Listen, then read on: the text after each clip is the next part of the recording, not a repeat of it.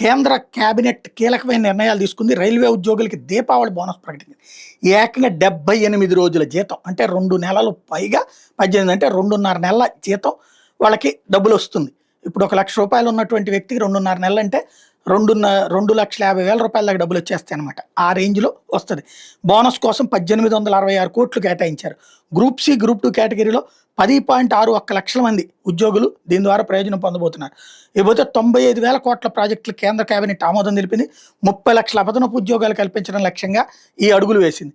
దేశంలో మెడికల్ విద్య విస్తరణకి కేంద్ర కేబినెట్ ఆమోదం తెలిపింది. ఇక్కడే మనం ప్రైవేట్‌కి ఇచ్చుకుంటున్నాం.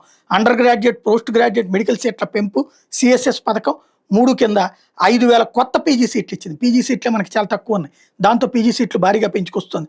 5,023 అదనపు ఎంబీబీఎస్ సీట్లు ఇస్తుంది. వాస్తవంగా మనం సరిగ్గా వాడుకుంటే గనక ఇందులో మనం భారీగా వాటా పొందొచ్చు. ఒక్కో సీటుకి 1.5 కోట్ల రూపాయల ఖర్చు పరిమితి పెంచారు. అలాగే ప్రభుత్వ మెడికల్ కాలేజీలు, ఆసుపత్రుల ఆధునీకరణకు సహాయం చేస్తున్నారు. ఇది శుభ్రంగా వాడుకోవచ్చు మనం. నూతన స్పెషాలిటీ డాక్టర్ల ప్రవేశానికి మార్గం సుగమం చేస్తూ దేశంలో స్పెషాలిటీ డాక్టర్లు పెంచేటటువంటి అడుగులు వేస్తున్నారు.